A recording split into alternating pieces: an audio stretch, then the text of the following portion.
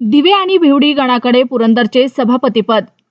पुरंदर तालुक्यातील पंचायत समिती सार्वत्रिक निवडणूक 2025च्या अनुषंगानं सभापती आणि सदस्य पदाची आरक्षण सोडत काढण्यात आले. मागील जवळपास 3 वर्ष निवडणूक झाली नसल्याने मागील आरक्षणे विचारात घेतली गेली नाहीत. ती शिथिल करण्यात आली. पुरंदर पंचायत समितीसाठी 8 गण आहेत. दिवे, गराडे, नीरा, कोळविहिरे, बेलसर, माळशिरस, वीर, भिवडी असे 8 पंचायत समिती गण आहेत. 8 पंचायत समिती सदस्य आणि सभापती पदाची आरक्षण सोडत काढण्यात आले.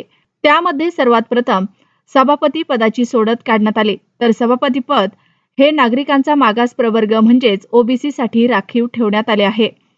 त्यामुळे पंचायत समिती गणाच्या आरक्षणामध्ये ज्या गणांना ओबीसी हे आरक्षण राखीव असेल तो पंचायत समिती सभापतीपदी विराजमान होईल हे स्पष्ट झाले.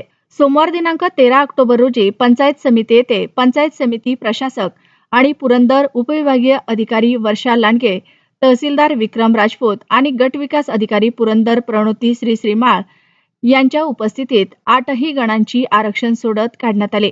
त्यामध्ये दिवे गणास ओबीसी सर्वसाधारण आणि भिवडी गणामध्ये ओबीसी महिला आरक्षण सोडत निघाले. त्यामुळे आता दिवे आणि भिवडी पंचायत समिती गणांमधून सभापती ठरणार हे सिद्ध झाले आहे.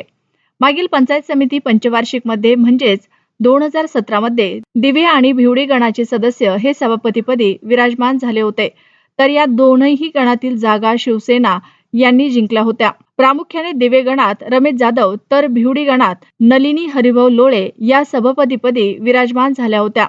तर यंदाही दिवे आणि भिवडी गणाला सभापती पदाची संधी आहे. आता सभापतीपदी कोण वर्णी लावणार हे पाहणे महत्त्वाचे ठरणार आहे.